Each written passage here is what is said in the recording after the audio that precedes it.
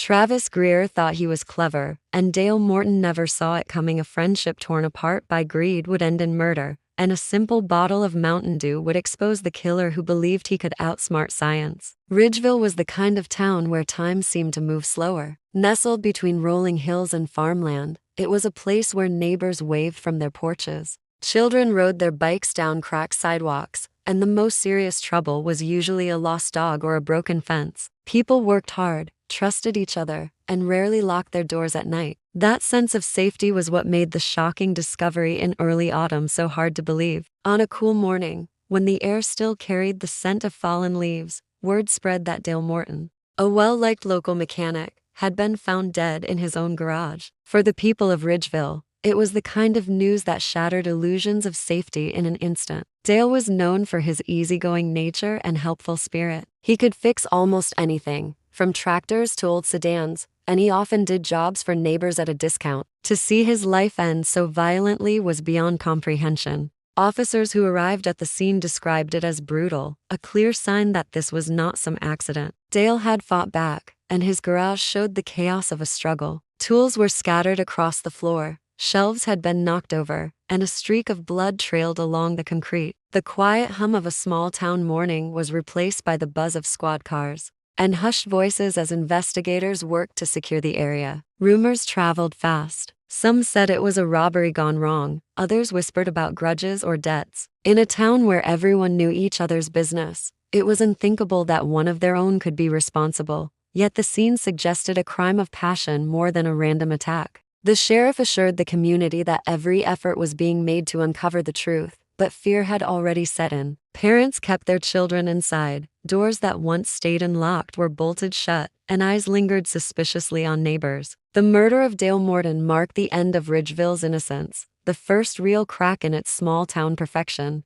The question that echoed through every conversation was the same: who could have done this, and why? Investigators knew the answers wouldn't come easily, but what they didn't realize yet was that the smallest, strangest detail would eventually lead them to the killer. A half-empty bottle of soda that seemed ordinary at first glance but would prove to be the key to solving the case. When investigators carefully combed through Dale Morton's garage, they cataloged every detail. The bloodstains, the scattered tools, the broken shelves, each told part of the violent story that had unfolded. Yet, in the middle of all that chaos, one item seemed strangely out of place. On the concrete floor near Dale's body sat a half-empty bottle of Mountain Dew. At first, no one gave it much thought. After all, it wasn't unusual for someone working in a garage to keep a drink nearby. But when detectives began piecing together the timeline of the night, the bottle became more than just a casual item left behind. It was positioned awkwardly, not on a workbench or shelf, but on the floor, almost as if it had been set down hastily during the struggle. The crime scene technicians noticed something odd. The bottle had been wiped almost clean, with only faint smudges left around the cap. That detail raised suspicions immediately. If Dale had been drinking from it,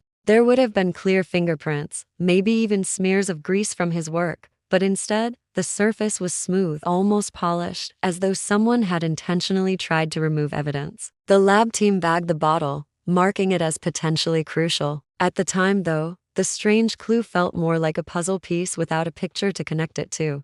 Back at the station, investigators reviewed everything they had. The motive was still unclear, the suspect unknown. Dale had no known enemies serious enough to want him dead. His business was steady, his reputation was clean. That left them searching for something, anything that could tie a suspect to the scene. The Mountain Dew bottle quickly rose to the top of the list. It wasn't just an overlooked detail anymore. It was the only object that didn't fit the natural layout of Dale's workspace. Detectives began to speculate.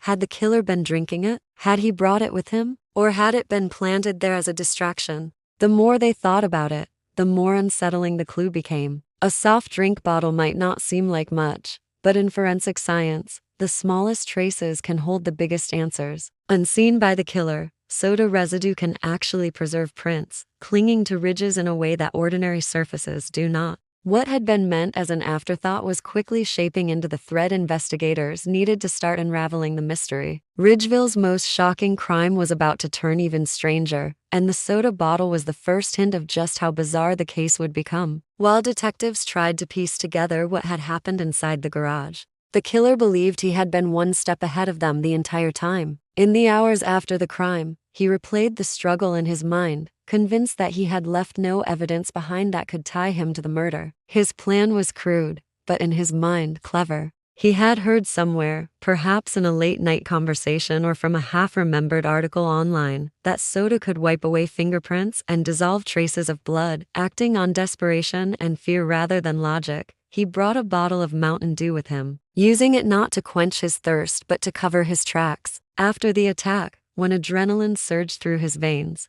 he poured the soda over his hands, believing its sticky fizz would destroy any DNA. He rubbed it across the sleeves of his jacket, thinking the carbonation would eat through any microscopic blood evidence. He even splashed some across Dale's workbench, hoping to blur whatever traces might have been left behind. To him, it was a genius move, a trick no detective would ever expect. In the panic of the moment, he thought he had outsmarted modern science with nothing more than a bottle of soda. But mistakes piled up quickly. The sugary liquid clung to surfaces rather than erasing them, preserving small fragments of evidence that otherwise might have been washed away. His frantic wiping left behind smudges, not a clean slate. Most damning of all, in his haste to leave the scene, he dropped the bottle on the floor, too distracted to realize it would be the very object that would betray him. As the investigation unfolded, the killer grew confident that his trick had worked. He listened to the town's whispers, even nodded sympathetically when neighbors speculated about strangers or drifters. In his mind, he was safe.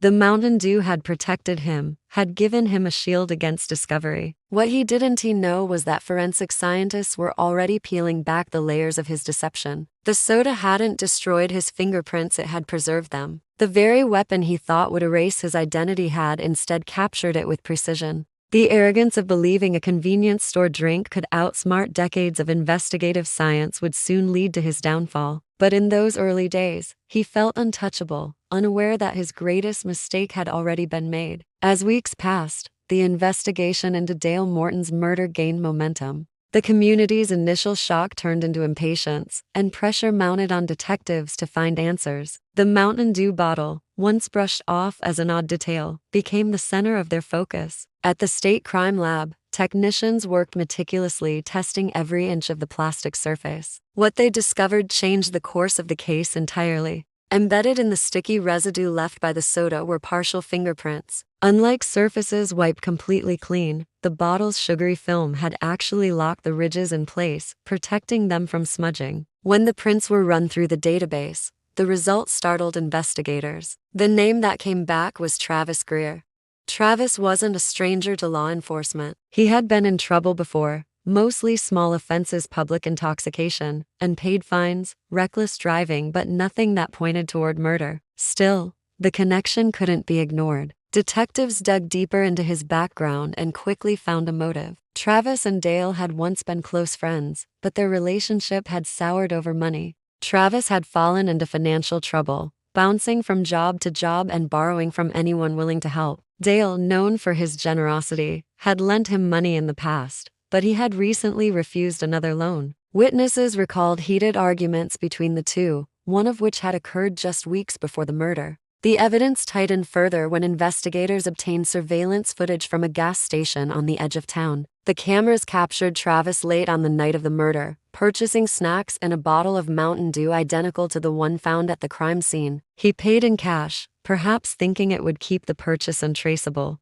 But the footage was clear enough to show his face and the brand of soda in his hand. What had once seemed like a bizarre coincidence now looked like deliberate planning gone horribly wrong. Detectives began tracking Travis's movements in the days after the crime. His sudden silence, his erratic behavior, and his visible anxiety around town only made him appear more suspicious. He avoided familiar places and stopped speaking to mutual friends. Piece by piece, the case against him solidified. His careless attempt to use a soft drink as a shield against science had instead become the very thing tightening the noose. Investigators now felt confident they had their suspect, and all that remained was to bring him in and confront him with the evidence that told a story he could no longer deny. When detectives finally confronted Travis Greer, the weight of the evidence was impossible to ignore. They laid out the photographs of the crime scene, the lab reports on the fingerprints, and the grainy but unmistakable footage from the gas station. Each piece fit together like a puzzle, forming a picture he could not escape. At first, he tried to deny everything, insisting he had never been near Dale's garage that night. But the Mountain Dew bottle was a detail he could not explain away. The fingerprints were his, and no amount of denial could erase the fact that science had caught what he thought he had hidden.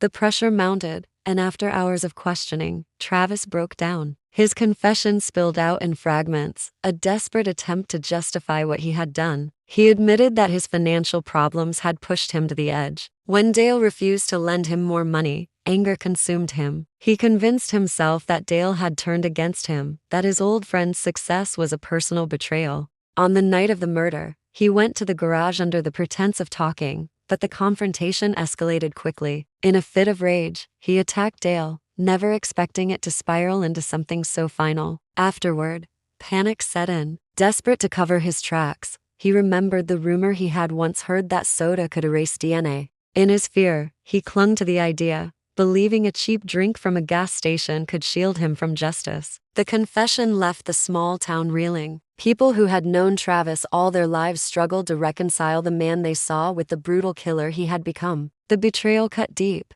not just for Dale's family but for the entire community that had trusted him. At the trial, the evidence was laid out piece by piece, and the story of the Mountain Dew bottle became the centerpiece of the prosecution's case. The jury needed little time to deliberate. Travis was found guilty of murder, his misguided attempt at erasing evidence now immortalized as the very proof of his crime. Ridgeville slowly began to heal, though the scars of the tragedy lingered. Dale's family found a measure of justice in the verdict, but the bizarre twist of the case remained unforgettable. What was meant to be a clever trick became a fatal mistake, turning a soft drink into the most important witness. The story would be told for years, a chilling reminder that no matter how carefully someone thinks they can outsmart the system, the truth has a way of rising to the surface.